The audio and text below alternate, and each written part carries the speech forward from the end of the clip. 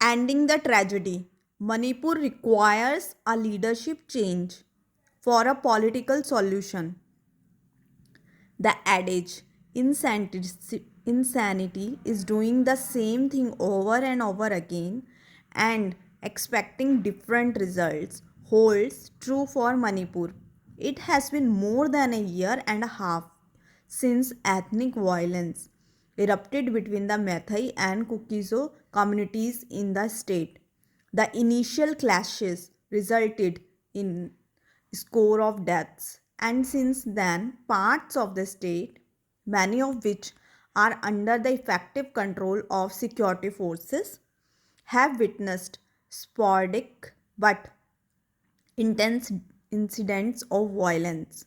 Despite this, there has been little effort toward peace or reconciliation. Even areas such as Ziribam, which initially escaped the violence, are now engulfed in conflict as recent events have shown. The situation in Manipur is no longer just about identifying who triggered the violence or what administrative steps are needed to stop it. The violence has spiraled to the point where ethnic divisions have become entrenched in the social fabric of the state.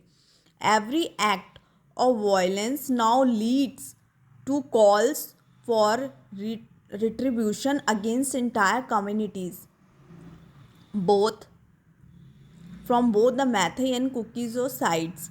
Armed non-state actors, some of whom are openly or covertly supported by elected representatives, seems to control the situation while civil society groups are marginalized.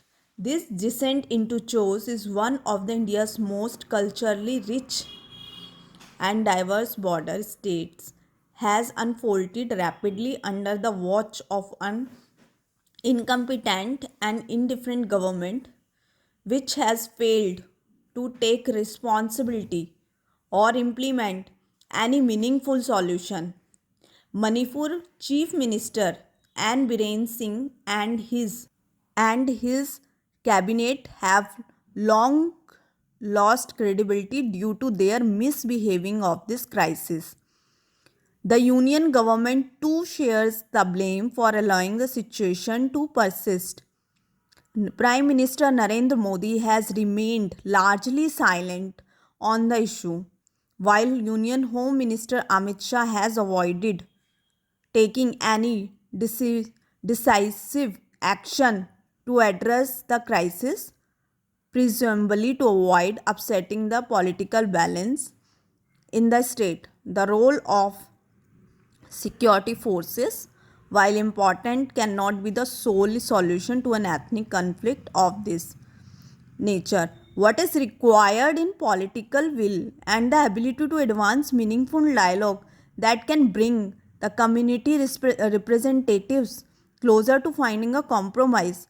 The union government's refusal to even consider a change in leadership, as suggested by the Bharatiya Janata Party's ally, the National People's Party (NPP), has only allowed the situation to fester. The NPP's withdrawal of support from the government signals a growing recognition that the current leadership is not capable of addressing the crisis.